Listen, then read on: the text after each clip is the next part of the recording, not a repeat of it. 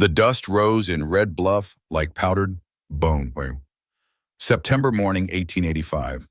The sun had barely cleared the mesa when the crowd gathered outside the town hall, 60 souls or more, drawn by the promise of judgment. They came with anger in their bellies and righteousness on their tongues. These good people of the territory come to see justice done to the woman who had bewitched one of their own. Caleb Stone stood at the back of the crowd, his Winchester resting easy against his shoulder, and watched.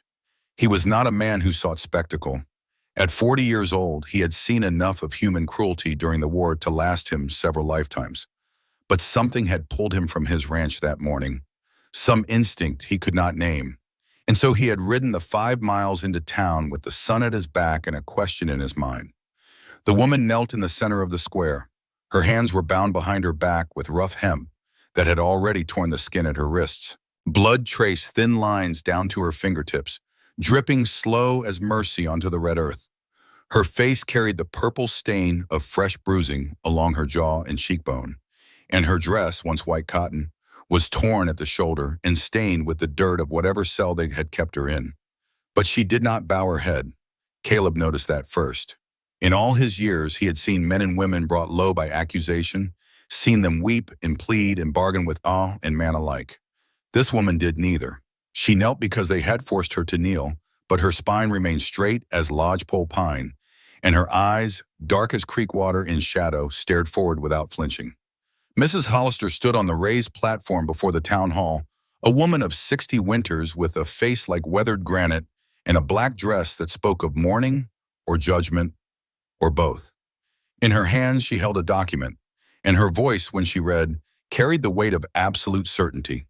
"Ayita," she began, and the name hung in the air like smoke. "You stand accused of witchcraft and seduction, of using Apache devil magic to ensnare my son, Wade Hollister, a good Christian man of standing in this community. You have corrupted his mind, poisoned his soul, and brought shame upon a family that has done nothing but show charity to your kind." The crowd murmured agreement. Caleb watched the woman's face. She showed nothing. "The evidence is clear," Mrs. Hollister continued. "My son fell under your spell 3 months ago. He neglected his duties. He abandoned his responsibilities. He spoke of you in fevered whispers, as a man possessed. When I attempted to intervene, you cursed me with illness. When the pastor tried to counsel him, you made him turn away from the church. You have torn apart what God joined together. You have violated the natural order." Still the woman said nothing. Caleb shifted his weight, his boots scraping against the packed earth. Something about the performance felt rehearsed, too smooth. He had seen enough liars in his time to recognize the cadence of a well-practiced deception. "Do you deny these charges?" Mrs. Hollister demanded. The woman lifted her chin. When she spoke, her voice carried clearly across the square, neither loud nor soft, but steady as bedrock. "I ruin men," she said. "They said." A beat of silence. Then she continued, "But I never touched Wade Hollister. I only said no." The crowd erupted. Voices rose in anger and indignation, calling her liar and worse. But Caleb kept his eyes on the platform, where Wade Hollister stood just behind his mother's shoulder. The man was 33, dressed in an expensive vest and polished boots, his face carrying the soft edges of a life lived in comfort. And he would not look at the woman. His gaze slid away every time it drifted toward her, finding purchase on the sky, the crowd, anywhere but those dark, steady eyes. A man who cannot meet the gaze of his accuser is a man with something to hide. Caleb had learned that truth in the war. It had saved his life more than once. Mrs. Hollister raised her hand for silence. The crowd obeyed, though the anger still simmered beneath their skin like fever. "The judgment of this community is clear," she announced. "Ayita, you are hereby banished from Red Bluff. You will leave before sunset with only what you can carry. If you return, you will be arrested and jailed. If you speak against this family, you will face harsher consequences. May God have mercy on your corrupted soul." 2 men stepped forward and hauled the woman to her feet. She did not resist. They pushed her toward a waiting wagon, throwing a small canvas bag after her. Everything she owned in the world, Caleb supposed, reduced to whatever fit in that pitiful sack. As they shoved her into the wagon bed, Her eyes swept across the crowd. Just for a moment, her gaze met Caleb's. Something passed between them in that instant, something he could not name but felt in his chest like recognition. She did not plead. She did not beg. She simply looked at him with those eyes that held no fear, only challenge. Like Sarah used to look at him. The thought came unbidden, and with it, a memory 4 years buried. Sarah standing in the doorway of their cabin, telling him not to go on the cattle drive, telling him she needed him home, and him going anyway, chasing dollars instead of heeding the woman who loved him, coming back 8 weeks later to find her grave already cold. Caleb's jaw tightened. He had been silent when Sarah needed him most. He had failed her in the way that mattered. Not again. The wagon pulled away, carrying the woman toward exile. The crowd began to disperse, satisfied with their righteousness, eager to return to their daily lives and forget this unpleasantness. Hollister descended from the platform, her son trailing behind her like a whipped dog. Caleb did not move.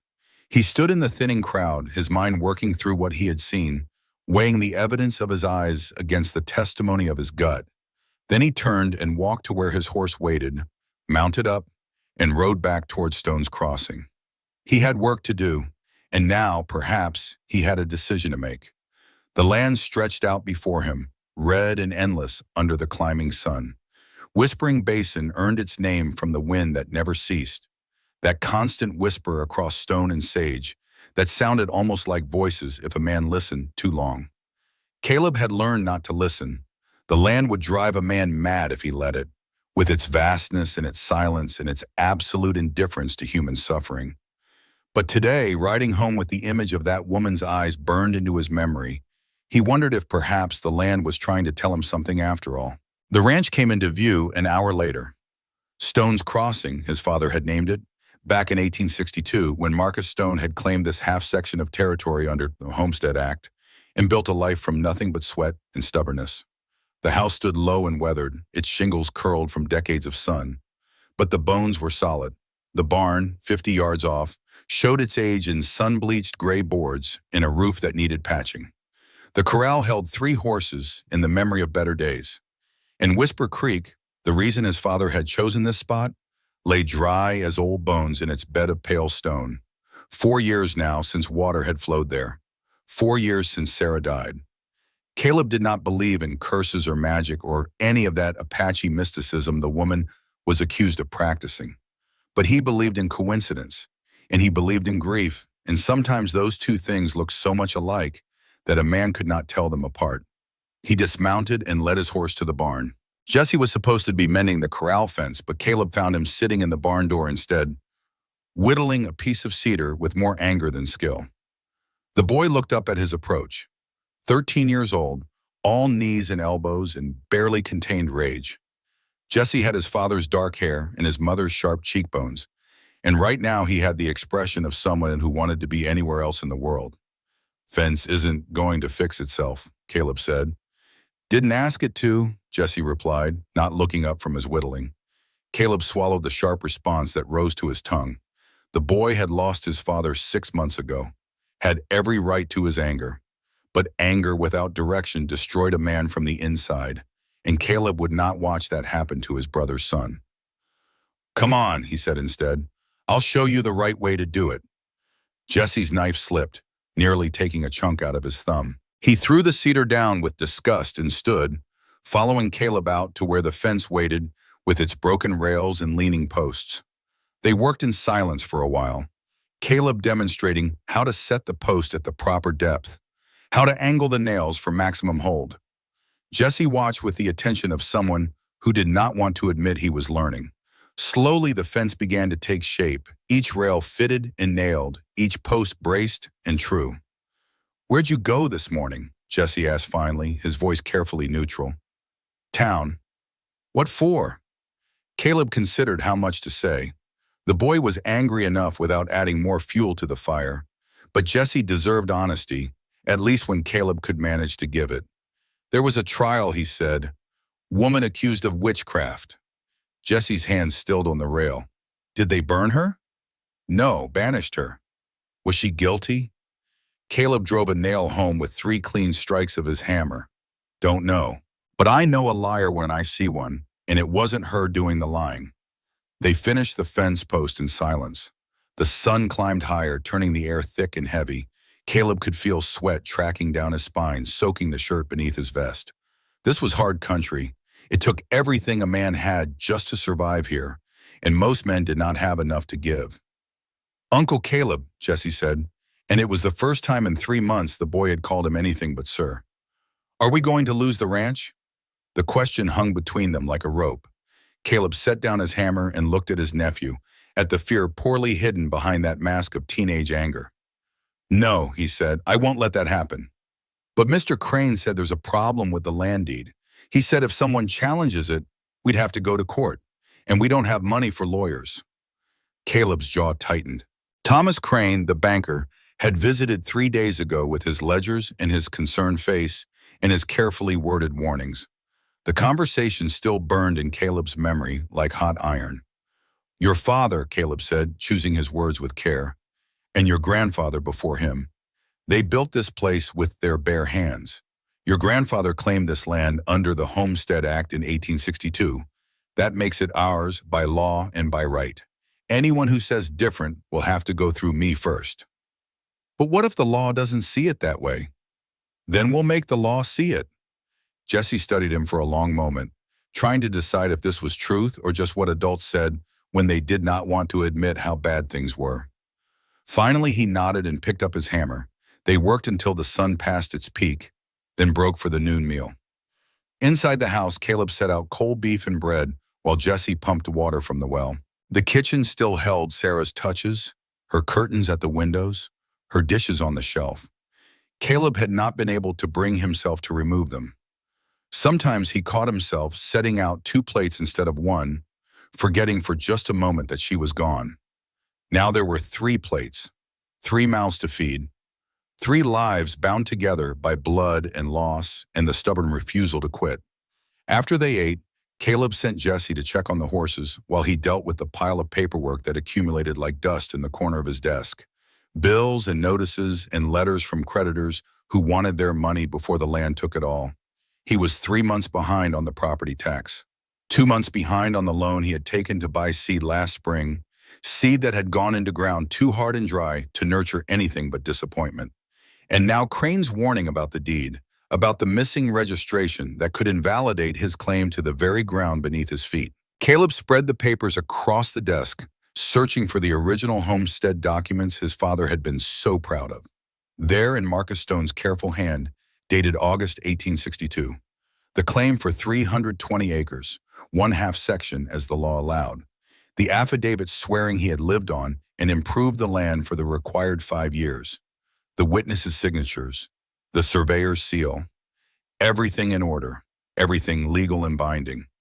Except for one thing, the deed had never been filed with the county courthouse.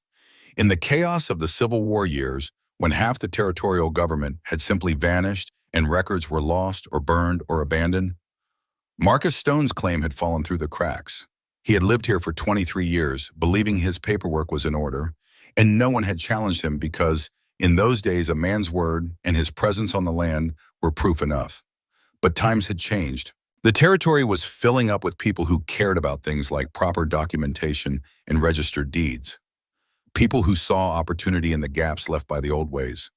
People like Wade Hollister, who had money enough to hire lawyers and buy judges and turn the law into a weapon against men who still believed a handshake meant something.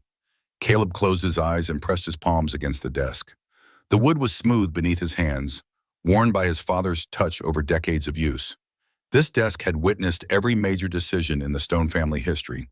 His grandfather's choice to head west, his father's decision to claim this land, his own vow to Sarah, spoken across this very surface the night before they married.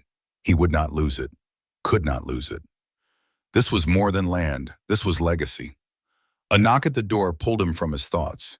He opened it to find Thomas Crane standing on his porch, hat in hand, looking uncomfortable in the afternoon heat.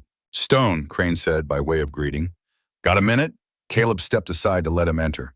Crane was 52, running to fat around the middle with the soft hands of a man who had never worked a day of hard labor in his life. But his eyes were sharp, and right now they carried something that looked almost like guilt. I'll be direct, Crane said, settling his bulk into the chair across from Caleb's desk. I had a visitor at the bank this morning, Wade Hollister. Caleb said nothing, just waited.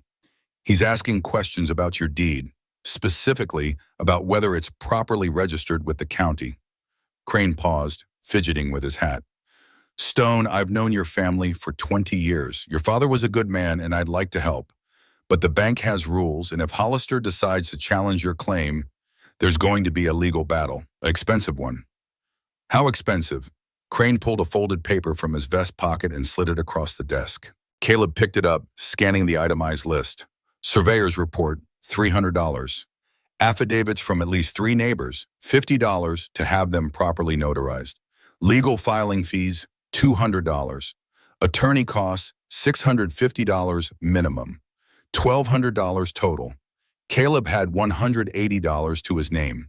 If you can't prove your claim within 90 days, Crane continued, his voice heavy, the land goes to public auction. Hollister could buy it for a fraction of its worth. Why? Caleb asked. Why does he want this land? He's got 3 ranches already. Crane looked away, out the window toward where Whisper Creek lay dry in its bed. I don't know, but I heard rumors. Something about the creek. Some surveyor told him there might be mineral deposits upstream, or maybe water rights he could sell to the railroad. I can't say for sure. He stood, placing his hat back on his head. I'm sorry, Stone. If there was another way, I'd tell you. But the law is the law, and Hollister knows how to use it. After Crane left, Caleb sat at the desk until the shadows grew long across the floor. Jesse came in eventually, drawn by the silence, and found his uncle staring at the papers spread before him like the wreckage of everything they owned. We're going to lose it, aren't we? Jesse said quietly. Caleb looked up at his nephew, at the fear and resignation already settling into those young features. 13 years old and already learning that the world crushed the weak. That money and power mattered more than right or honest work. No, Caleb said, and this time he made it a promise. Your grandfather built this ranch with his own 2 hands. Your father died trying to make enough money to keep it running. I will not let Wade Hollister or anyone else take what 3 generations of Stone men have bled for. But how? I don't know yet, but I'll find a way. He said it with more confidence than he felt. But Jesse needed to hear it, needed to believe that the adults in his life still had some control over the chaos. So Caleb said it like he meant it, and hoped that saying it would somehow make it true. That night, after Jesse had gone to bed, Caleb stood on the porch and stared out at the darkness. The wind whispered across the basin, carrying the scent of sage and dust and distance. Somewhere out there, beyond the reach of lamplight, that woman was making her way through the territory with nothing but a canvas bag and the clothes on her back. Banished for the crime of saying no to a man who believed everything was his by right of birth and money. Caleb thought about Sarah, about the last time he had seen her alive. She had been standing in this exact spot, her arms wrapped around herself against the chill of an early spring morning. He had been loading the wagon for the cattle drive, and she had asked him, one last time, to stay. I need you here, Caleb, she had said. I don't feel right. Something's not right. And he had kissed her forehead and told her he would be back before she knew it.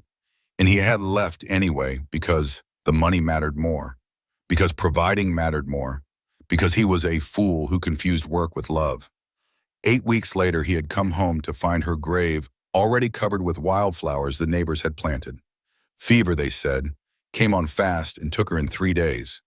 The doctor had done what he could, but in the end the fever had been too strong and Sarah had been too weak, and Caleb had been 200 miles away chasing a herd of stubborn cattle across empty land. He had not cried at her funeral, had not cried in the 4 years since. But sometimes on nights like this, when the wind carried just the right tone, he heard her voice in the darkness, asking him why he had left, asking him why work mattered more than she did. He did not have an answer, had never had an answer. All he had was regret and the grim determination not to fail anyone else the way he had failed her. The wind shifted, and for just a moment, Caleb could have sworn he smelled rain. But the sky remained clear, stars scattered like thrown salt across the blackness, and Whisper Creek continued its silence in the darkness below. 7 days passed. Caleb worked from before dawn until after dark, trying to squeeze enough profit from the land to make a dent in the mountain of debt crushing him. He sold 2 of the 3 horses, keeping only Ember, the bay mare who had carried Sarah on their wedding day. The money brought in $220, but after settling the most pressing bills, he had barely $560 left, less than half of what he needed. Jesse helped without complaint, learning the work with the grim determination of someone who understood that survival required sacrifice. They repaired the barn roof, patched the corral, and spent long hours cutting what little grass grew along the dry creek bed for hay they could sell to ranchers farther south. On the 8th day, a wagon appeared on the road from town. Caleb was teaching Jesse how to maintain the Winchester, showing him how to strip and clean the mechanism.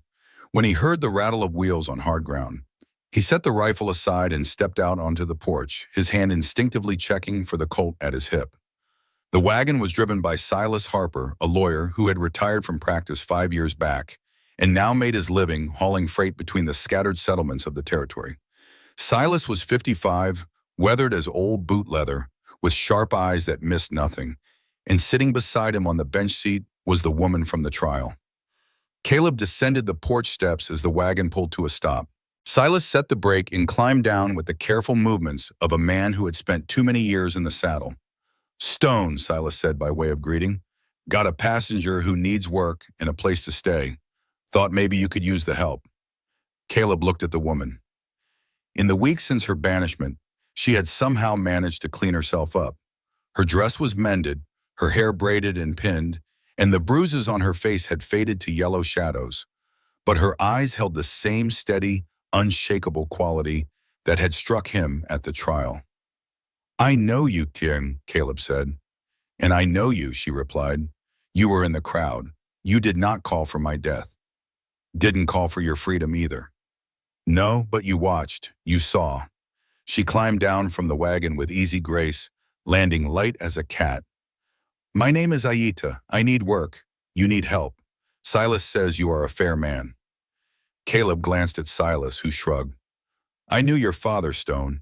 Marcus was a good man. Helped me out more than once when I needed it. Figure I owe him this much." "The Hollisters won't like it," Caleb said. "Word gets out I'm harboring her. They'll make trouble." "They're already making trouble," Silas pointed out. "Heard about your deed situation. Seems to me you're past the point of worrying about what the Hollisters think." Caleb studied Aida, weighing the risks. She was right about one thing: he did need help. The ranch was too much for one man and a boy to handle, especially with the legal troubles looming, and there was something about her that reminded him of Sarah. Not in appearance, but in that quality of inner strength that could not be broken by circumstance or cruelty. "What can you do?" he asked. "I can heal sick animals and people. I can track and read weather. I can work from dawn until dark without complaint. I know horses and cattle and how to survive when the land turns cruel." She paused. "And I am honest, which is more than Wade Hollister can say." "What really happened between you and him?" "He wanted me. I refused. He could not accept that a woman would choose for herself. So he made me into a witch because that was easier than admitting he is the kind of man who believes no means nothing." The words rang true. Caleb had seen enough of Wade Hollister to recognize the type. Men who had never been told no, who believed their money and name exempted them from the basic human decency of accepting rejection. "There's a cot in the shed," Caleb said finally. "Nothing fancy. You work for food and shelter. Nothing more. If the Hollisters come calling, you stay out of sight. And if you bring trouble to this house, you leave. Understood?" "Understood." Silas nodded his approval and climbed back onto the wagon. "I'll be heading back before dark. You need anything from town, now's the time to say." "We're good," Caleb said. "Thanks for the help, Silas." "Don't thank me. Thank your father. I'm just paying a debt." He snapped the reins and the wagon pulled away, leaving Aida standing in the dust with her canvas bag and the clothes on her back. Jesse appeared in the doorway, his eyes wide. "Uncle Caleb, that's the woman they said was a witch." "I know." "Why is she here?" "Because we need help, and she needs work. Now come on, we've got fence to mend, and daylight's wasting." He turned and walked back toward the house, leaving Jesse to stare at Aida with a mixture of fear and curiosity. The boy had heard the stories, no doubt, probably believed at least some of them. But he would learn, as Caleb had learned, that most of what people believed was wrong, and the rest was lies told to make themselves feel better about their own cruelty. Ayita followed them at a distance, taking in the ranch with eyes that cataloged every detail. Caleb showed her the shed, a small structure behind the barn with a cot, a wood stove, and little else. She set her bag down and nodded her thanks. "Work starts before sunrise," Caleb said. "We eat together, midday and evening. No favors, no exceptions. You earn your keep or you move on." "I will earn it," Aida said simply. That night, after a silent meal of beans and cornbread, Caleb lay in his bed and stared at the ceiling, wondering what madness had possessed him to take in a woman accused of witchcraft by the most powerful family in the territory. He was already drowning in debt and legal trouble. Adding Aida to the mix was like throwing kerosene on a fire. But when he closed his eyes, he saw Sarah's face and heard her voice asking him why he had not stayed when she needed him. And he knew with the certainty of a man who had made too many mistakes that this was his chance to do right by someone who needed help, even if it cost him everything.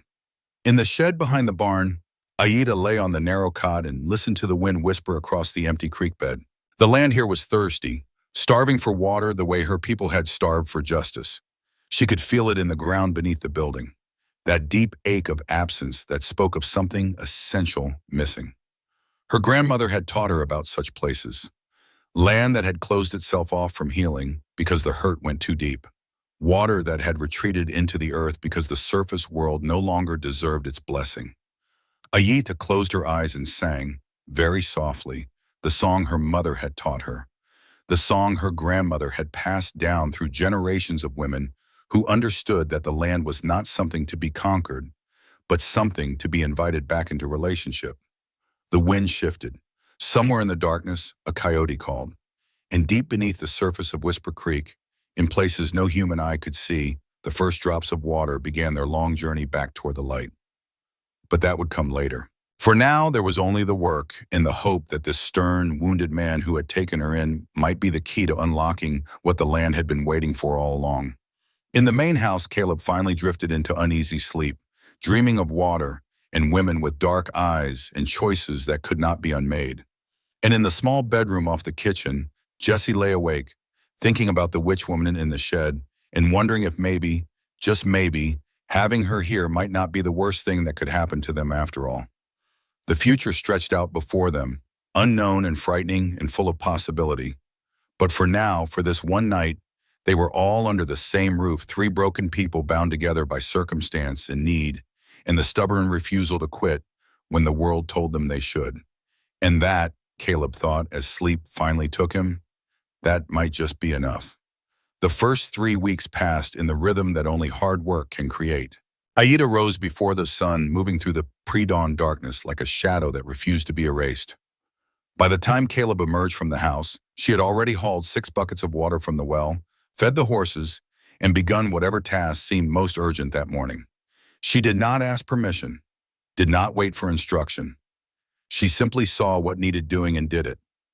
Caleb noticed he was not a man given to easy trust, but he understood the language of labor. Words could lie, actions could not. And Aida's actions spoke of someone who knew the value of pulling her weight and then some. Jesse noticed too, though he tried hard not to show it. The boy kept his distance those first days, watching Aida with the wary eyes of someone who had been told all his life that Apache meant danger. But wariness began to soften into curiosity when he saw her gentle Ember, the temperamental bay mare who had not let anyone but Caleb near her since Sarah's death. It happened on the 4th morning.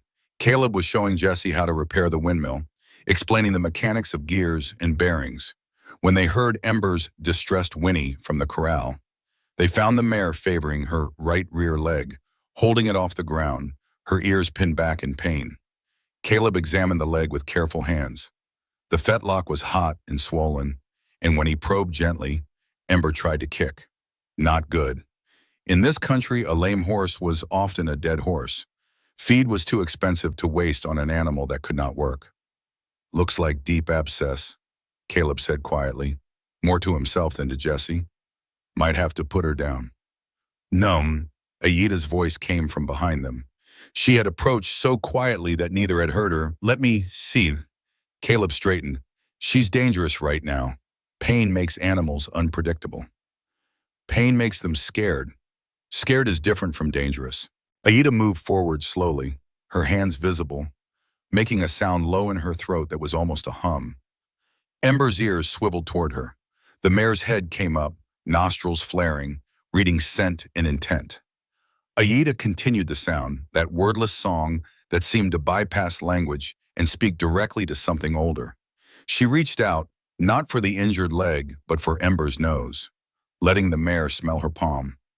Then she ran her hand along the horse's neck, still humming, still moving with that patient gentleness that communicated safety more clearly than any words could.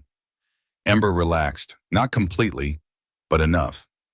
Enough for Aida to crouch beside the injured leg and examine it with fingers that probed as carefully as any surgeon's. Not abscess, she said after a moment. Stone bruise and infection starting, but not deep yet. I can help. How? Caleb asked. Poultice, yarrow, comfrey, golden seal. I saw these plants growing near the creek bed, and I will need clean cloth, hot water, and patience. Caleb considered. Ember was 12 years old, past her prime, but she had been Sarah's favorite. Putting her down would be practical. Trying to save her might be foolish sentiment, but he had already lost too much to practicality. All right, he said, try. Aida worked for 3 hours. She gathered the herbs she needed, crushing them into paste with mortar and pestle borrowed from Caleb's medical kit. She heated water until it steamed, then mixed it with the crushed plants until it formed a thick, pungent compress. All the while she talked to Ember in a mixture of Apache and Spanish, words Caleb could not understand, but whose meaning came through in tone and cadence.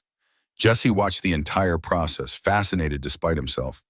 When Aida wrapped the poultice around Ember's leg and secured it with strips of cloth, he asked, "How do you know this will work?" "My father taught me." He learned from his mother, who learned from hers. This knowledge goes back further than any of us can count. She tied off the bandage and straightened. The plant medicine helps, but mostly the horse must choose to heal. We can only invite, we cannot force. 3 days later, Ember was walking without a limp.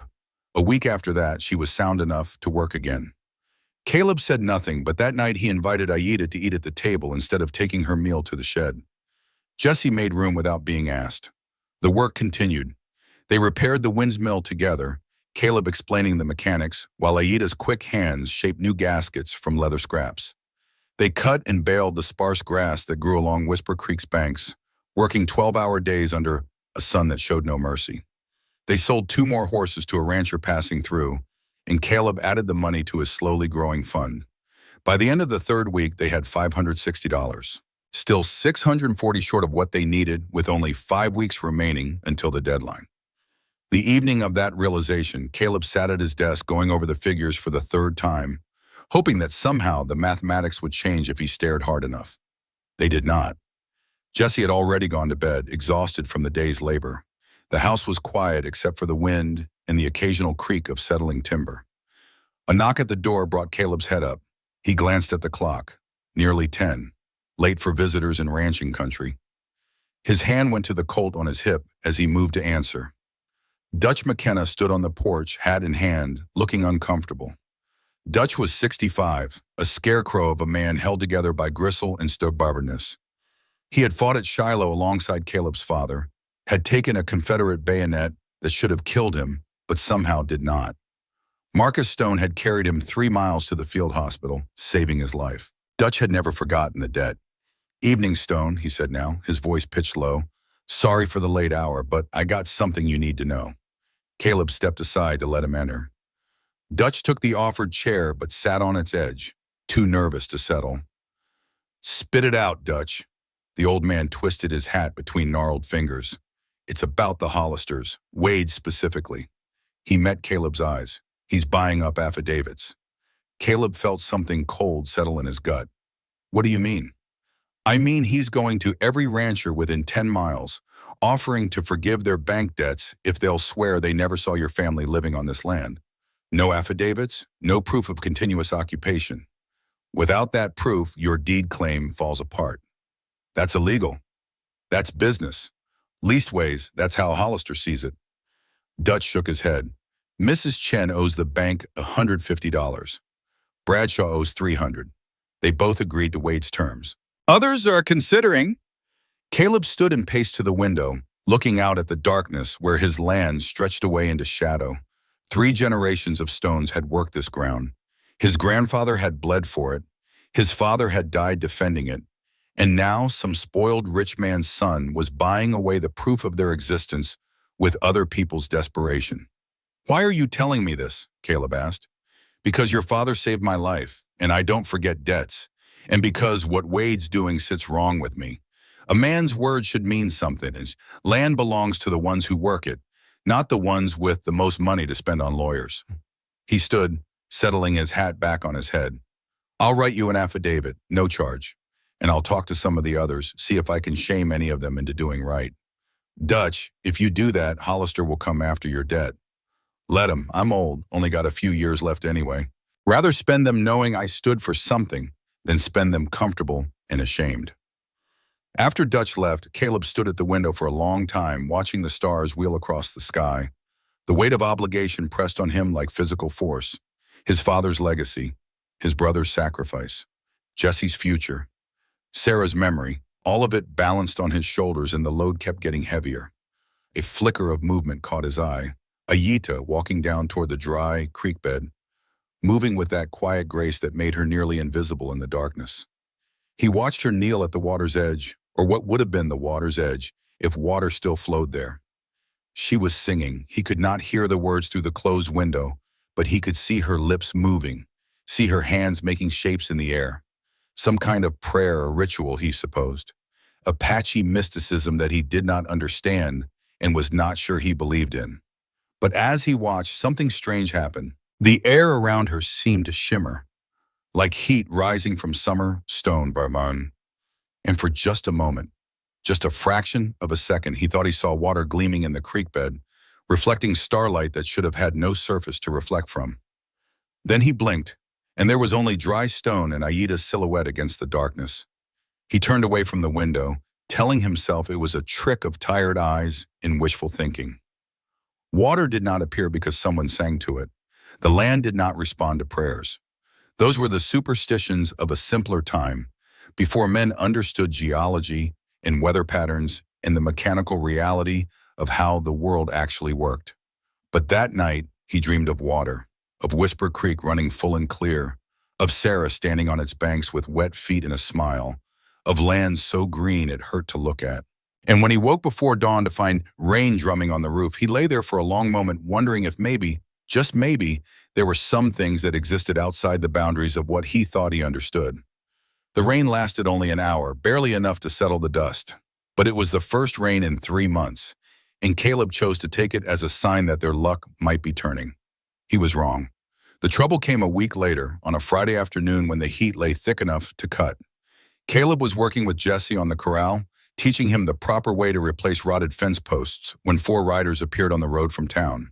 Wade Hollister rode in front, sitting his black stallion with the stiff posture of a military commander. Behind him came 3 of his ranch hands, all armed, all wearing the confident expression of men and men who knew they had power backing them. Jesse, Caleb said quietly, go inside. Get the Winchester. Don't come out unless I call for you. The boy's face went pale, but he obeyed without question, moving quickly toward the house. Caleb straightened, wiping his hands on his pants, and walked to meet the riders at the property line. He made sure his colt was visible on his hip. Wade reined in his horse 10 feet away, close enough to talk, far enough to stay out of easy reach. Up close, Caleb could see the soft edges of the man's face, the careful grooming that spoke of hours spent in front of mirrors. Wade Hollister had probably never done a day of real work in his entire life. Stone, Wade said, his voice carrying the lazy arrogance of inherited wealth. Heard you've been harboring a fugitive. Heard wrong. I've got a hired hand. Nothing illegal about that. Depends on the hand. Wade shifted in his saddle. That Apache woman, the one my mother rightfully banished. Word is she's living on your property. Word says a lot of things, most of them wrong. Wade's smile did not reach his eyes. Bring her out. I want to see her.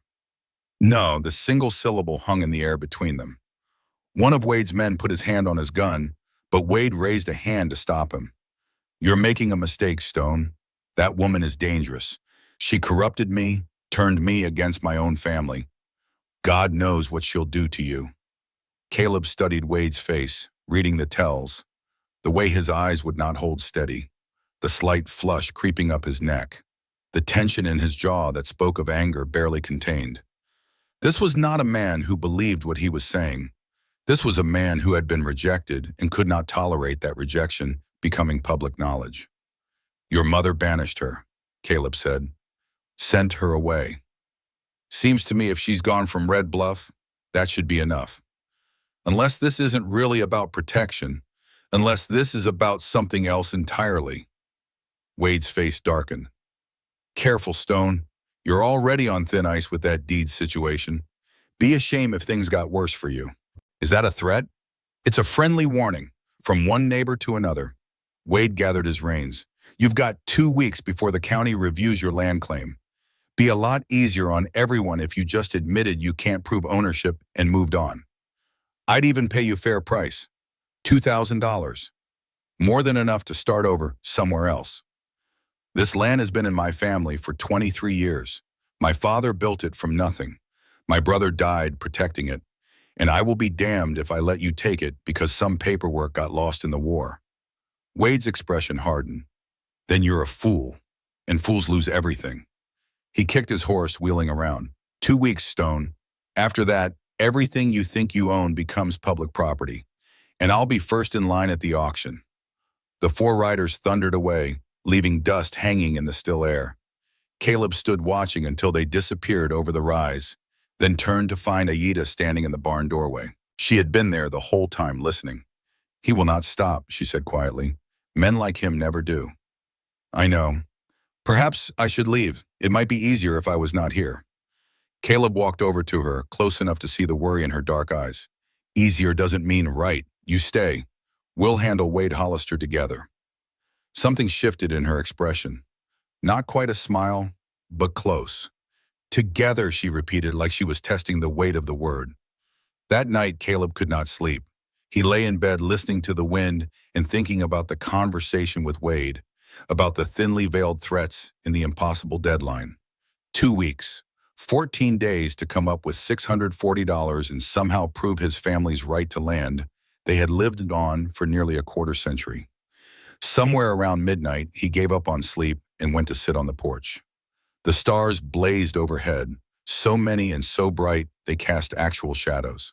In the distance, he could hear a coyote's lonely call, and closer, from the direction of Whisper Creek, came another sound, singing. He found Aida at the creek bed again, kneeling on the smooth stones that should have been underwater. She was singing the same song he had heard before, the one that seemed to come from somewhere older than words. Her voice rose and fell with the wind, blending with it, becoming part of the night itself. Caleb stood watching from the bank above, not wanting to interrupt but unable to walk away. There was something hypnotic about the sight, about the way she moved her hands in patterns that might have been prayer or might have been something else entirely. Then, as he watched, the impossible happened. Water appeared, not all at once, not dramatically, just a single drop welling up between 2 stones like a tear. Then another, and another. Within minutes, a thin trickle was running along the creek bed, no thicker than his finger, but real, actual water, where there had been none before. Aida stopped singing and placed her palm in the tiny stream. The water ran over her fingers, and she closed her eyes, whispering something too soft for Caleb to hear. He must have made some sound, because her head came up, and she saw him standing there.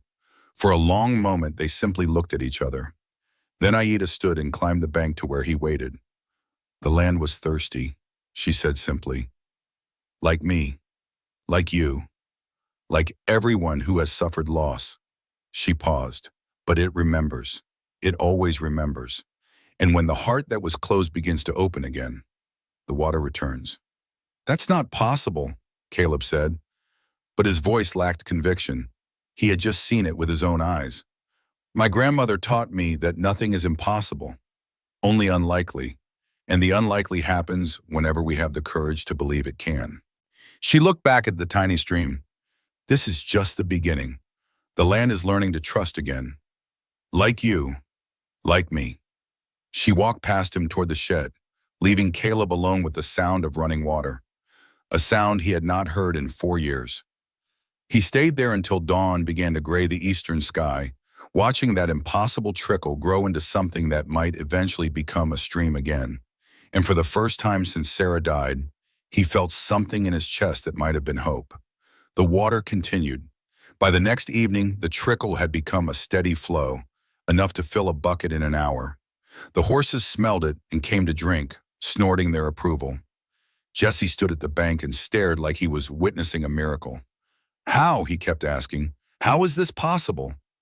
Caleb had no answer that would satisfy the boy's need for logic. He barely had one that satisfied his own. All he knew was that Whisper Creek was flowing again after 4 years of drought, and the timing was too perfect to be mere coincidence. Over the next few days, he found himself watching Aida with new eyes. She moved through her work with the same quiet efficiency as before, but now he noticed the way she touched things. The gentle palm laid on fence posts.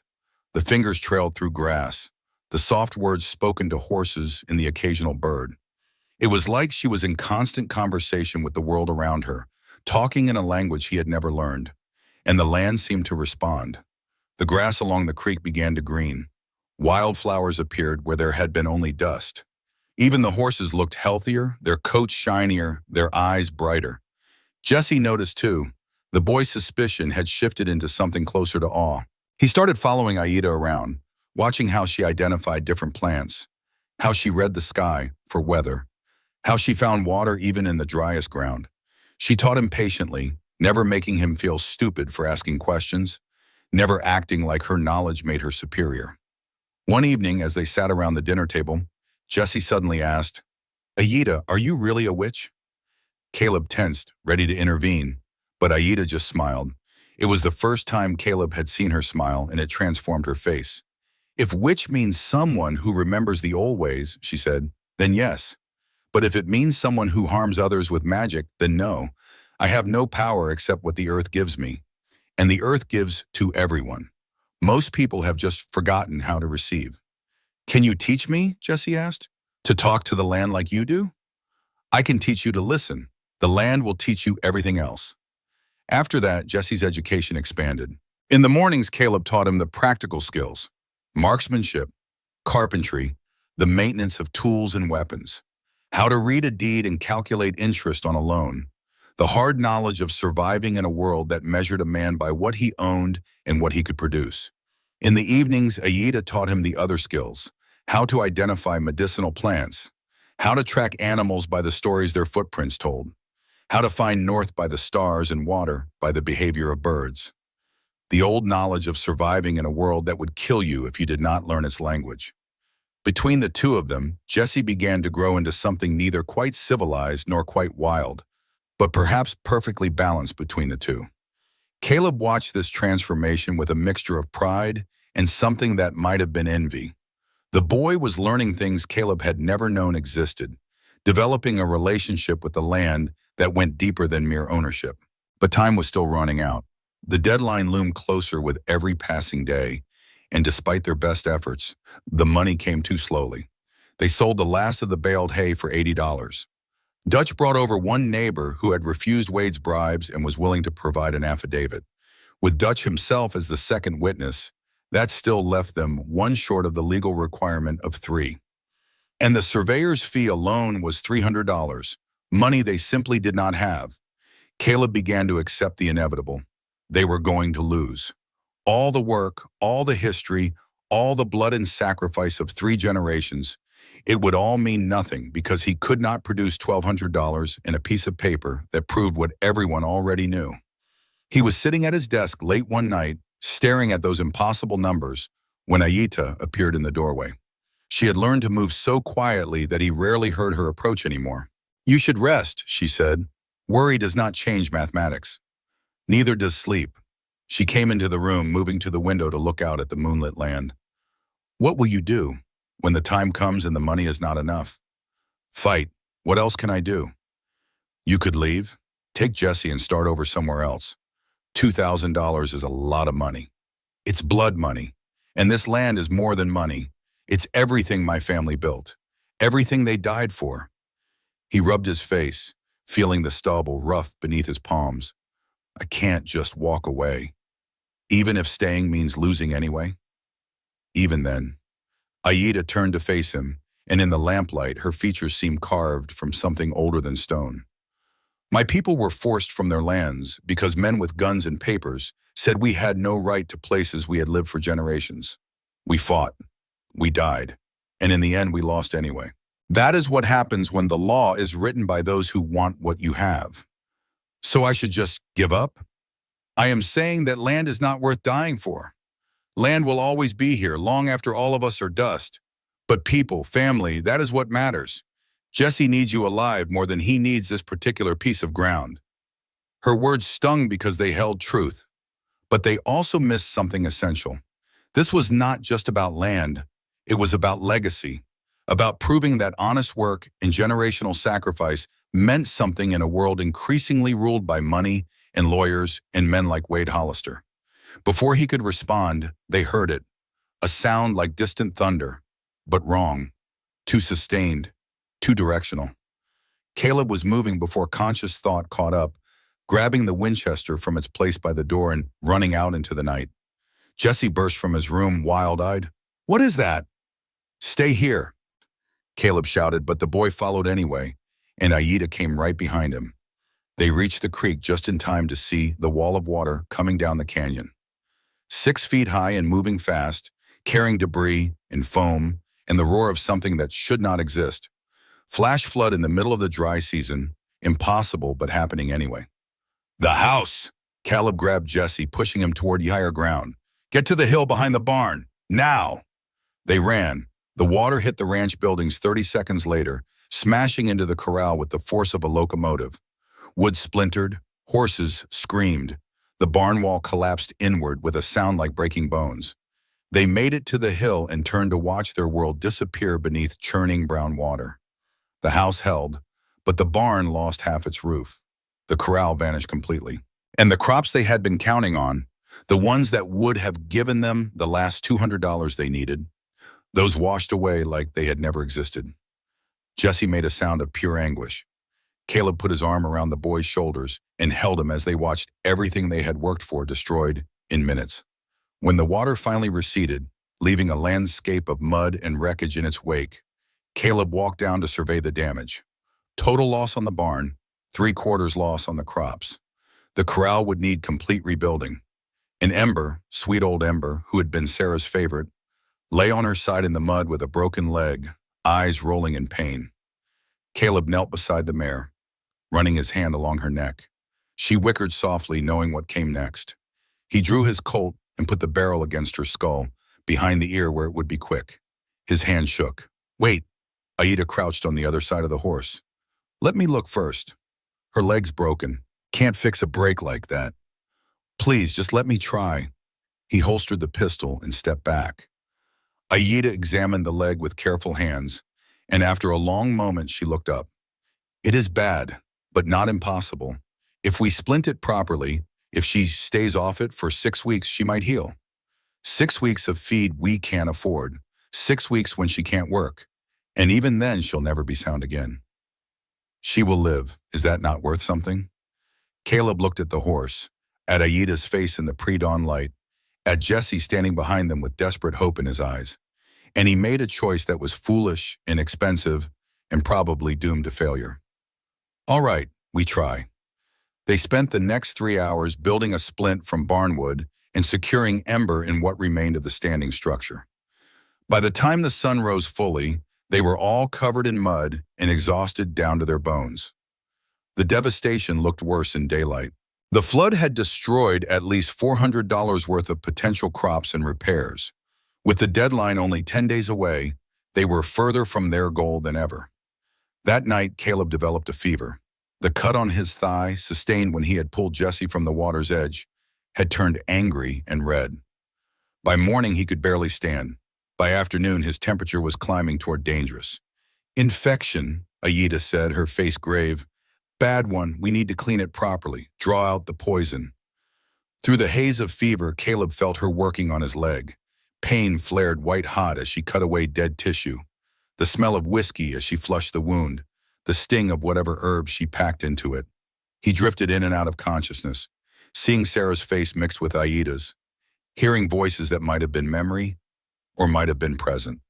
Jesse stayed by his bedside for 2 days, refusing to leave except for necessary chores. Aida changed the dressing every few hours, forcing bitter tea down Caleb's throat whenever he was conscious enough to swallow. And slowly, impossibly, the fever broke.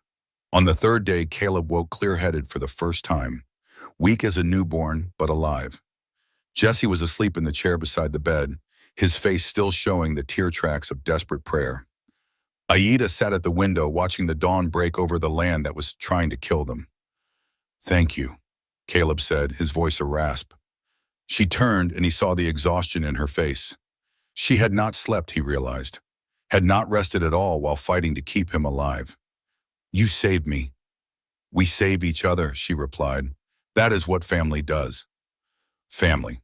The word hit him like physical force. When had she become family? When had this woman, who had arrived as a stranger needing work, transformed into someone he could not imagine the ranch without? But even as he lay there recovering, even as Jesse clung to him with desperate relief, Caleb knew the clock was still ticking. They had 1 week left. The money was gone. The crops were destroyed. And Wade Hollister was out there somewhere, waiting to claim everything the Stone family had built. The only question now was whether Caleb would lie down and accept defeat, or whether he would find some way to fight back before time ran out. 5 days later, when he could walk again, with only a slight limp, still pale but clear-headed, he called a family meeting. Jesse and Aida sat across from him at the table, and he laid out the situation with brutal honesty. "We can't prove the deed," he said. "Don't have the money, don't have enough affidavits. In 2 days, the county will declare this land up for auction. Hollister will buy it for cents on the dollar, and we'll have nothing." "So we leave?" Jesse asked, his voice small.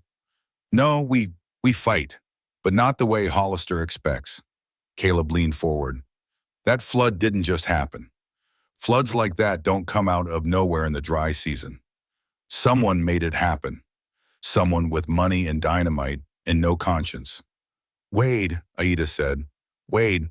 And if we can prove he sabotaged us, we can bring charges, criminal destruction of property, attempted murder, and we can sue for damages. Enough damages to pay for the lawyers and buy us time to sort out the deed." "How do we prove it?" Jesse asked. "We go to the source, up canyon to where the water comes from. Find evidence. Bring it back." Caleb looked at each of them in turn. "It's dangerous. Wade won't want us finding anything, but it's the only chance we have." Jesse stood immediately. "I'm going with you." "No." "Yes, you almost died 3 days ago. You're not strong enough to go alone. And I'm not a child anymore. You need me." Caleb wanted to argue, but the boy was right. He was not strong enough. Not yet. And time was too short to wait for full recovery. "All right," he said. "We go together." "3," Aida added. "3 people see more than 2, and I can track better than either of you." So it was decided. At dawn the next morning, they would ride up canyon to find the proof they needed. They would expose Wade Hollister's crime and save their land, or they would die trying. That night, Caleb lay awake thinking about all the ways this could go wrong. They could find nothing. They could find evidence but be unable to prove who was responsible. They could ride into a trap. The possibilities for failure were endless, but doing nothing was not an option. His father had not spent 23 years breaking his back on this land just to have it stolen by a rich man's spoiled son. His brother had not died in a mining accident trying to earn money to keep the ranch running just so Caleb could give up when things got hard. And Sarah, wherever she was now, would never forgive him if he did not fight for what mattered. So he would fight. They all would. And if they lost, at least they would lose, knowing they had done everything possible. In the shed behind the barn, Aida prepared for the journey ahead. She packed herbs and bandages, knowing someone would likely get hurt. She checked the knife her father had given her, making sure the edge was sharp.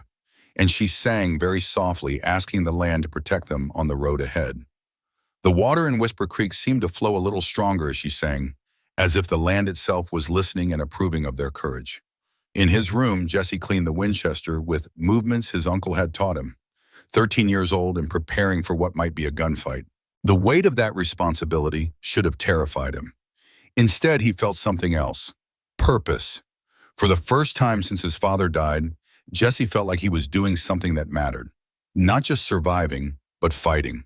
Not just accepting what the world threw at him, but hitting back. He finished with the rifle and set it aside, then knelt by his bed the way his mother had taught him before she died. He did not know if God listened to boys who had stopped believing in much of anything, but just in case, he prayed. For courage, for strength, for the chance to prove that the Stone family was not done yet. And somewhere in the darkness of Whispering Basin, Wade Hollister sat in his study and planned. He had 3 men watching the Stone Ranch. He knew they were nearly beaten. A few more days and the land would be his, along with whatever mineral rights or water sources the surveys had promised. He poured himself whiskey and smiled. Some men were born to win. Others were born to lose. Caleb Stone had been losing from the moment he was born to a family without money or influence. The fact that he did not recognize this yet was simply proof of his stubbornness.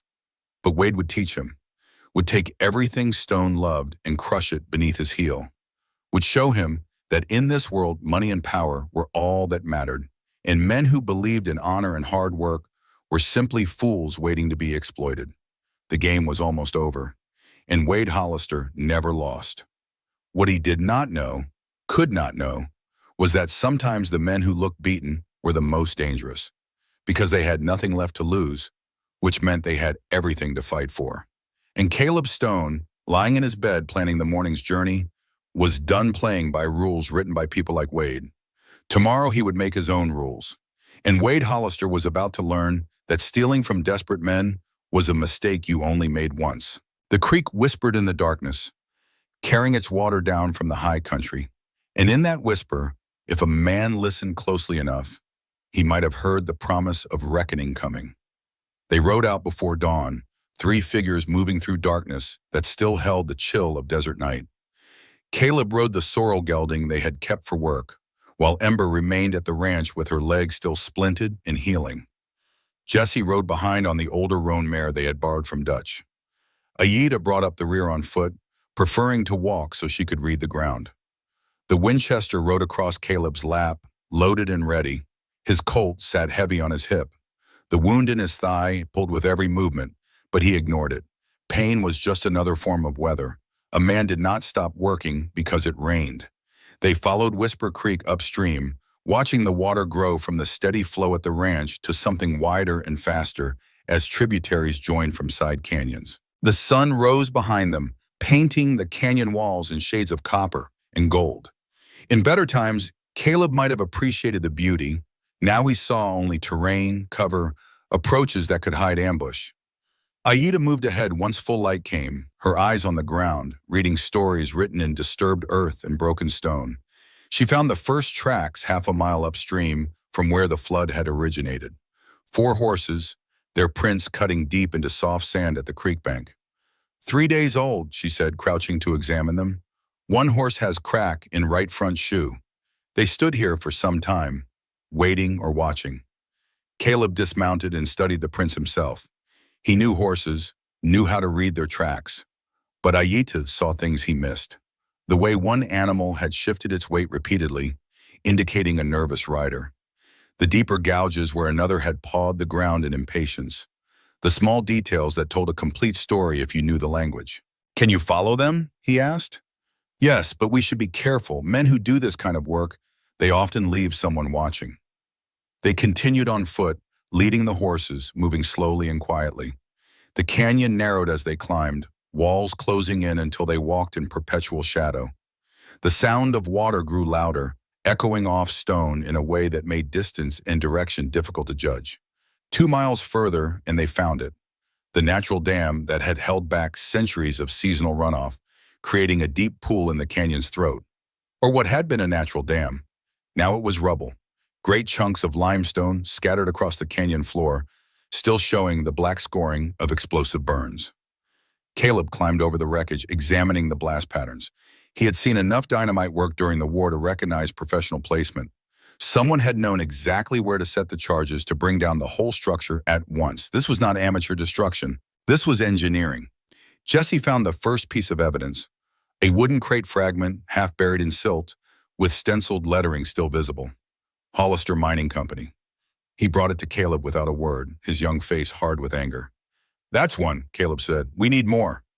Aida found the second piece, a detonator cap, brass and unmistakable, wedged in a crack in the remaining stone. She wrapped it carefully in cloth and tucked it into her pack. They spent an hour searching, finding 3 more crate fragments and another detonator. Enough evidence to prove dynamite had been used. Enough to prove the dynamite came from Hollister's company. Maybe not enough to prove Wade himself had ordered it, but it was a start. We should go, Aida said quietly. She had climbed to the canyon rim and was scanning the surrounding terrain. I see dust, riders coming from the south. Caleb felt his gut tighten. They had what they needed. Now they just had to get it back to the ranch, then to the marshal in Red Bluff. Simple in theory, but the dust Aida saw meant complications. They mounted quickly, pushing the horses harder than was wise on the rough ground. Behind them, the dust cloud grew closer. 4 riders moving fast. Wade's men had to be, either watching the sight or watching them, but either way, it meant trouble. The canyon opened onto a wider valley 2 miles downstream. Caleb chose that moment to make their stand. Better to fight on ground of his choosing than to be caught in the narrow places where one rifle could pin down 3. He dismounted and handed the sorrel's reins to Jesse. Take the horses behind those rocks. Stay down and stay quiet. No matter what happens, you keep that evidence safe. If things go bad, you ride for Dutch's place. He'll know what to do. Uncle Caleb, I can fight. I know you can. That's why I'm trusting you with the most important job, protecting what we found. He gripped Jesse's shoulder. This is not about bravery. This is about being smart. Understand? Jesse nodded, his jaw set, and led the horses to cover. Aida pulled her knife, checking the edge. Caleb found a position behind a fallen cottonwood and settled the Winchester against his shoulder, sighting down the canyon toward where the riders would appear. They came 10 minutes later. 4 men, just as Aida had said. Wade Hollister rode in front, his black stallion picking its way over the rocky ground. Behind him came 3 ranch hands, all armed with rifles across their saddles. They reined in 50 yards out when they saw Caleb waiting. Wade stood in his stirrups, scanning the area, looking for the others. When he did not see them, a smile crossed his face. Stone, he called out. Looking for something up canyon? Found what I was looking for. Evidence that you blew that dam. Criminal destruction of property. Attempted murder. Marshals are going to be very interested in what I have. Wade's smile widened. See now? Well, that's unfortunate, because you're not going to make it to the marshal, Stone. This is rough country. Accidents happen out here all the time. You really want to add murder to your charges? That's a hanging offense, Hollister. Only if there's evidence. Only if there are witnesses. Wade gestured and his 3 men spread out, flanking positions on either side. But accidents in the wilderness, bodies that don't get found for weeks, that's just tragedy. No one to blame. Caleb's finger rested on the Winchester's trigger. The range was long for a certain shot, but he could make it if he had to. Take Wade first, then the nearest man, then rely on speed and cover for the rest. Not good odds, but he had survived worse during the war. The moment stretched like heated glass, ready to shatter into violence. Caleb could hear his own heartbeat, could feel sweat trickling down his spine despite the morning cool. This was the edge. This was where everything hung balanced between survival and death. Then Aida stepped out from behind her arm, hands empty and visible, and walked toward Wade's men. Wait, Caleb hissed. But she ignored him. She stopped 20 feet from the nearest rider, close enough that they could all see her clearly. Her voice when she spoke carried across the space between them, clear and strong. You know me, she said to the ranch hands. You saw me at the trial. You heard what Wade Hollister accused me of. But ask yourselves this, what did I actually do? I said no. That is my crime. I refused a rich man who thought his money bought him anything he wanted. One of the men shifted uncomfortably in his saddle. Aida continued, now he is asking you to murder. Not in battle, not in defense, but execution. He wants you to kill a good man who has done nothing but try to save his family's land. He wants you to kill a boy of 13. And he wants you to kill me because I am the evidence of his lies. Shut up, Wade snarled. You don't speak. I speak truth. And truth is you are afraid. Afraid that people will learn you are not the man you pretend to be. Afraid they will see you for what you really are. A coward who hides behind his mother's money and threatens anyone who challenges him. Wade's face flushed dark red. His hand dropped to his gun. But before he could draw, one of his men spoke up. Mr. Hollister, I signed on for ranch work, not for this. You'll do what I pay you to do, Wade snapped. You don't pay me enough to hang. The man reined his horse back. I'm out. The second man looked between Wade and his departing companion, then turned his horse as well. Me too. This ain't right. That left one man besides Wade. A hard-faced character named Polk, who Caleb recognized as having a reputation for violence. Polk's hand rested on his rifle and his eyes held the flat emptiness of someone who had killed before and would kill again without much thought. Polk, Wade said, kill them. Polk started to raise his rifle. Caleb fired first. The Winchester cracked sharp in the morning air, and Polk jerked backward as the bullet took him high in the shoulder, spinning him half out of the saddle. His rifle clattered to the stones. Wade drew his Colt, but he was slow, clumsy with fear. Caleb worked the Winchester's lever and put the next round into the ground at Wade's horse's feet. The animal reared, nearly throwing its rider. By the time Wade got control, Caleb had the rifle aimed at his chest. Drop it, Caleb said. Wade's hand shook. For a moment, it looked like he might try anyway, might pull the trigger out of sheer desperate pride. Then his fingers opened and the Colt fell. On the ground, now. Wade dismounted, moving with the slow dread of the condemned. Polk was clutching his wounded shoulder, blood seeping between his fingers. The other two ranch hands had disappeared over the rise, wanting no part of what came next. Caleb kept the Winchester trained on Wade as Aida collected the drop guns. Jesse emerged from cover, leading the horses, his face pale but determined. Check Polk's wound, Caleb told Aida. She moved to the injured man, examining the damage with quick, efficient hands. Through and through, he will live if infection does not set in. She bound the wound with strips torn from her shirt, working with the impersonal efficiency of someone who had treated injuries before. Caleb focused on Wade. You're done, Hollister. You tried to kill us. You destroyed our property, and now you're going to pay for all of it. You can't prove anything, Wade said. Danahi, but his voice lacked conviction. I've got the dynamite crates with your company's name on them. I've got detonators from your stock. I've got Polk here, who I'm guessing will testify against you to save his own skin. And I've got 3 witnesses to you ordering murder. Caleb smiled without humor. That's more than enough. The sound of more horses made everyone freeze. Caleb swung the Winchester toward the new threat, but Aida touched his arm. Wait, look. A group of riders appeared over the rise. Not more of Wade's men. These wore badges. Marshal John Bridger led them, his weathered face grave beneath his hat. Behind him rode 2 deputies and, surprisingly, Dutch McKenna. Put the rifles down, gentlemen, Marshal Bridger said as he approached. Looks like we got here just in time. Caleb lowered the Winchester but did not set it aside. Marshal, what brings you out here? Dutch here came to see me 3 days ago. Told me about Wade's plan to buy up affidavits, about his threats against you. When I heard about that flash flood, timing seemed too convenient. So I've been keeping an eye on things. He dismounted and walked over to where Wade stood, and it appears my instincts were correct. Wade Hollister, you're under arrest for destruction of property, attempted murder, and conspiracy to commit fraud. Wade's face went from red to white. You can't. My mother owns half this county. She'll have your badge. Your mother doesn't own me, and the law is the law regardless of how much money you have. Bridger nodded to his deputies. Take him. As they bound Wade's hands, Caleb pulled the evidence from Jesse's saddlebag and handed it to the marshal.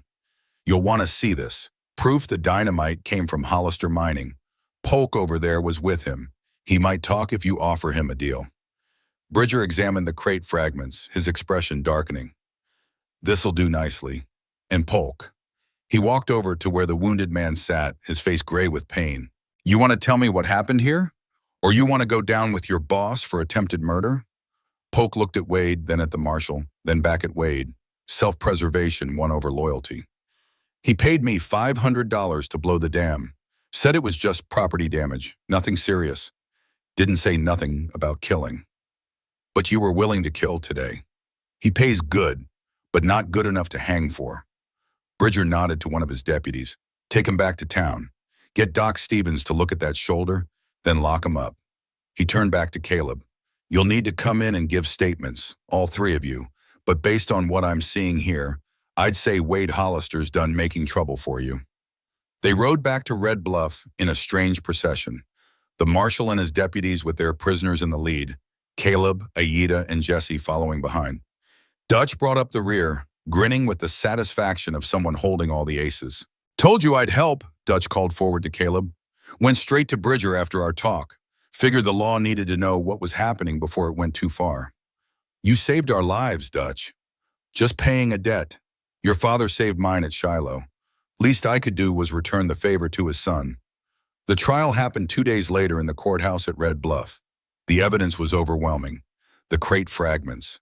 Polk's testimony, given in exchange for a reduced sentence. The two ranch hands who had ridden away, coming forward to testify that Wade had ordered them to kill. Even Mrs. Hollister, when confronted with the proof of her son's crimes, could not defend him. Wade was sentenced to 5 years in territorial prison. More than that, he was ordered to pay restitution, $2,000 to Caleb for the destruction of property and attempted murder, plus all court costs and legal fees associated with clearing the Stone family's land title. Mrs. Hollister sat through the sentencing with a face like carved stone. When it was over, she approached Caleb in the courthouse hallway. She looked older than he remembered, diminished by the weight of what her son had become. Mr. Stone, she said quietly, I owe you an apology for my son's actions, for my own blindness, for the accusations against Miss Aida. She paused, struggling with words. I thought I was protecting my family. Instead, I raised a monster. Caleb could have been cruel, could have thrown her words back at her, reminded her of the trial where she had condemned an innocent woman. But he saw the pain in her face and recognized it as genuine. Your son made his choices, he said. You're not responsible for that. Perhaps, but I enabled those choices. I taught him that money could buy anything, solve any problem. I was wrong. She reached into her bag and pulled out a document. This is the deed registration for your land, properly filed, properly witnessed. I used my personal funds, separate from Wade's court-ordered restitution, to expedite the registration process. The judge required Wade to pay the legal costs, but the filing fees I paid myself as restitution for my own actions. Caleb studied the document, then looked at her. Your son already paid what the law required. You don't owe me more than that. Perhaps not legally, she said quietly, but morally I do. Please accept this. After a long moment, Caleb nodded. Then I accept, and we're square. After she left, Caleb stood in the courthouse hallway holding the deed that represented 3 generations of Stone family blood and sweat. It was just paper, just ink and signatures, but it meant everything. Jesse appeared at his elbow, looking up at the document. Is it over? The legal part is. Now comes the hard part. What's harder than almost getting killed? Rebuilding, making the ranch work again, living up to the legacy. Caleb folded the deed carefully. But we'll do it together. The rebuilding took 3 months. With the $2,000 from the settlement, they hired help to repair the barn and rebuild the corral. They bought 4 new horses and 2 cattle. They replanted the fields that the flood had destroyed. And slowly, painfully, Stone's Crossing began to look like a working ranch again. Whisper Creek continued to flow, the water running clear and cold. The grass along its banks grew thick and green. Birds returned to nest in the cottonwoods. The land was healing, coming back to life after years of drought and death. And Caleb was healing too. The wound in his thigh faded to a scar. The fever dreams stopped. But more than physical healing, something else was changing. The weight he had carried since Sarah's death, that crushing burden of guilt and failure, was beginning to lift. He found himself watching Aida as she worked, the way she moved through the world with that quiet confidence, the way she treated every living thing with respect, whether it was Jesse learning his lessons or a horse with a stone in its hoof, the way she sang to the land in the evenings, her voice rising with the wind. One night after Jesse had gone to bed, Caleb found her at the creek. She was sitting on the bank with her feet in the water, looking up at the stars. He approached slowly, not wanting to startle her. "Mind if I join you?" She glanced up and smiled. "It is your land." "Our land," he corrected, settling beside her. "Couldn't have kept it without you." They sat in comfortable silence for a while, listening to the water and the night sounds. Finally, Caleb found the words he had been searching for. "When Sarah died," he said, "I thought I was done. Thought that part of my life was over, and all that was left was work and survival. Then you came, and everything changed." Aida turned to look at him, her dark eyes catching starlight. "You brought water back to dead ground," he continued. "Brought life where there was only dust. And I don't mean just the creek. I mean me. I was as dried up as this land, and you made me remember what it felt like to hope. The land did that. I just sang the old songs. No, you did it. You and your courage and your refusal to be broken by what they tried to do to you." He took a breath. "I'm 40 years old and you're 26. 14 years separate at us. I've got scars and bad memories and a past full of mistakes. But if you'll have me, if you think you could build a life with a broken-down rancher and his stubborn nephew, I'd like to try." Aida was quiet for a long moment. When she spoke, her voice was soft but steady. "You think you are broken, but broken things can be mended. My grandmother taught me that. She said the best pots are the ones that crack and get repaired with gold in the seams. They are stronger than they were before and more beautiful because they have survived." She took his hand, her fingers warm against his calloused palm. "You are not broken, Caleb Stone. You are healing, and I would be honored to heal beside you." He kissed her then, gentle at first, then deeper as she responded. When they pulled apart, both were breathing hard, and Caleb felt something in his chest that had been frozen for 4 years finally begin to thaw. "Marry me," he said, "not today, not tomorrow, but when you're ready. Let's build this life together. You, me, and Jesse, a real family." "Yes," Aida said simply. "Yes, I will marry you." They sat by the creek until the stars wheeled overhead and the moon set behind the western ridge. And when they finally walked back to the house, hand in hand, the land itself seemed to breathe easier, as if some long-held tension had finally released. The wedding took place in March of 1886, 6 months after Aida's arrival at Stone's Crossing. They held it beside Whisper Creek, which by then was running full and strong. Elena Proudhawk came from the Apache settlement to officiate, bringing 20 members of her community. Dutch and the neighbors came from the ranches around. Even Marshall Bridger attended, standing in the back with his hat in his hands. Jesse served as best man, wearing new clothes bought special for the occasion. He had grown 3 inches in the past months and was starting to show the broad shoulders he would carry as a man. When Caleb asked if he was all right with the marriage, Jesse had simply hugged him and said he was glad his uncle was happy again. Elena conducted the ceremony in both Apache and English, honoring both traditions. She spoke of land and water, of drought and renewal, of hearts that find each other even in the hardest seasons. She bound Caleb and Aida's hands with red cord, the Apache way, symbolizing the joining of 2 lives into one path. Caleb's vows were simple. "Aida, I promise to stand beside you through whatever comes, to honor your strength and learn from your wisdom, to build a home where you always feel safe, and to teach our children that love is the foundation of everything." Aida's vows answered his. "Caleb, I promise to walk this land with you, to sing the songs that keep it living, to love Jesse as my own, and to remind you every day that you are not the man who failed. You are the man who chose to try again." They sealed their vows with a kiss as Whisper Creek sang behind them and the assembled witnesses cheered. The celebration lasted until sunset, with food and music and the kind of joy that only comes after hard times have passed. That night, as Caleb lay beside his new wife in the bed they would share, he thought about all the ways his life had changed. A year ago, he had been a broken man slowly dying on land that was dying with him. Now he had family again. Purpose. Hope. "Thank you," he whispered into the darkness. Aida stirred beside him. "For what?" "For not giving up on me, on this place, on all of it." She rolled over to face him, her hand finding his in the darkness. You did not give up either. That is what matters. We chose each other. We chose this life. And now we build it together. Outside, a coyote called to the rising moon. The wind whispered across the basin, carrying the scent of growing things. And Whisper Creek ran on, singing its ancient song of water and life and the possibility of renewal. 5 years passed. The ranch prospered in ways Caleb had not dared imagine. With Aita's knowledge of water and weather, they planted crops that thrived even in the hardest seasons. Word spread about the Apache woman who could heal livestock and read the land, and ranchers came from 50 miles away seeking her help. The money she earned from that work went into expanding the ranch. Oh, la hectare c'était my ranch. Buying more land, building a future. Jesse grew into a young man of 18, tall and strong, with his father's eyes and his uncle's steady hands.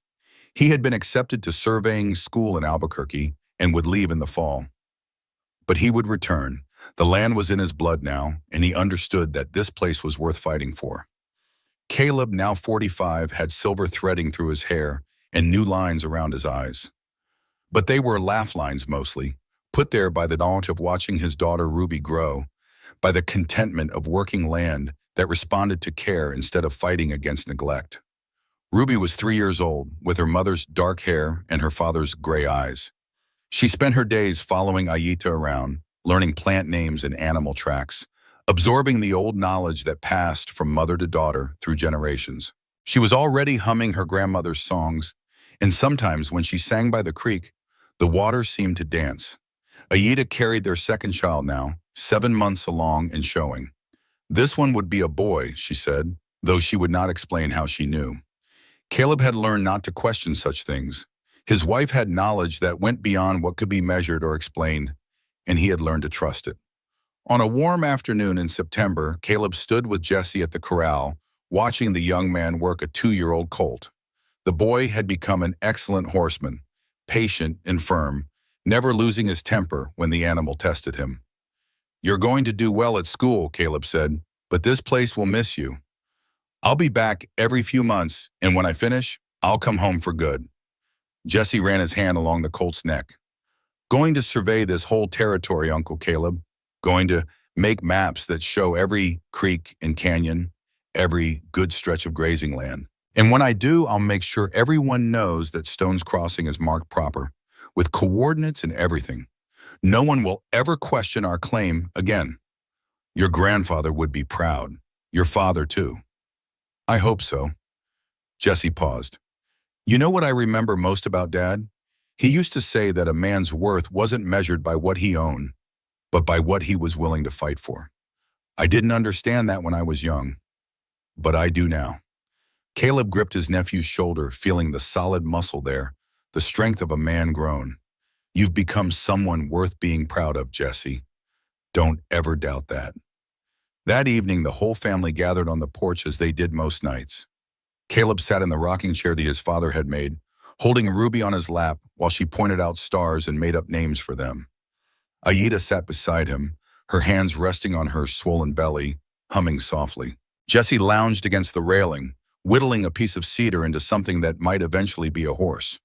"Tell me about Grandpa Marcus," Ruby demanded, as she often did.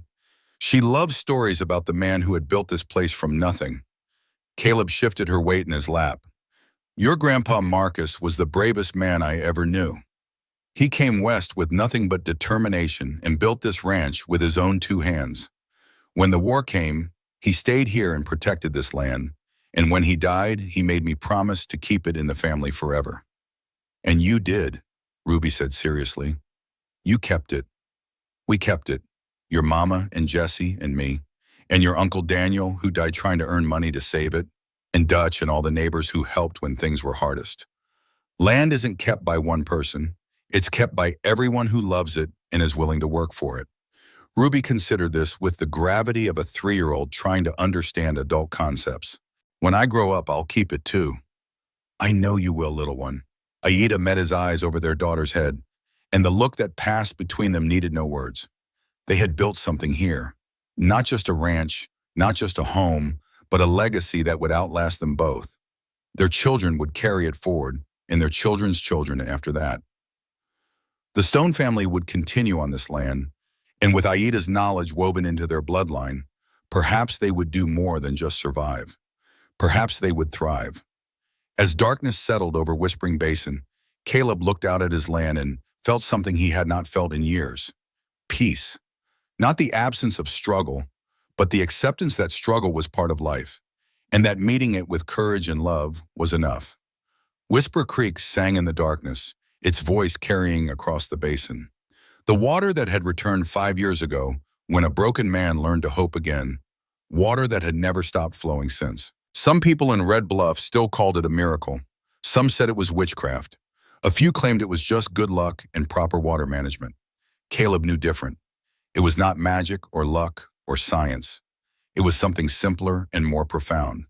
It was what happened when people chose to fight for what mattered, when they refused to give up even when everything seemed lost, when they opened their hearts enough to let healing in. The land remembered. It always remembered. And it responded to love the way all living things did, by growing, by thriving, by giving back what had been given to it. "Papa?" Ruby said sleepily, her head drooping against his chest. "Will the creek always have water?" Caleb looked at Aida, who smiled and placed her hand over his where it rested on Ruby's back. "Yes, little one," he said, "as long as we remember to sing to it, as long as we take care of the land and each other, the water will always flow." "Good," Ruby murmured, her eyes closing. "I like the water." They sat together as the stars emerged one by one, filling the sky with light. A family built from loss and shaped by love. A legacy earned through courage and maintained through care. And land that had learned to trust again, that had opened itself to healing, that would sustain them for generations to come. In the distance, a coyote sang. The wind answered. And Whisper Creek, that ribbon of life running through dry country, continued its eternal song of water and hope, and the possibility of beginning again, no matter how old you were or how much you had lost. Caleb closed his eyes and listened to that song, feeling Aida's warmth beside him, Ruby's weight in his arms, Jesse's presence nearby. This was what mattered. This was what his father had fought for, what his brother had died protecting. Not just land, but the life that land made possible. The connections between people, the love that built families, the hope that carried through generations. He had thought his story ended when Sarah died, had believed that the best parts of his life were behind him. But he had been wrong. The best parts were here, now unfolding in ways he could never have imagined. And they would continue long after he was gone, carried forward by children who knew the songs and remembered the stories and understood that land was not something to own, but something to serve. The creek whispered on. The stars wheeled overhead. And Stone's Crossing, that patch of earth that had been claimed by courage and held by love, settled into another night of peace earned through sacrifice and maintained through hope. This was legacy. This was enough. This was everything.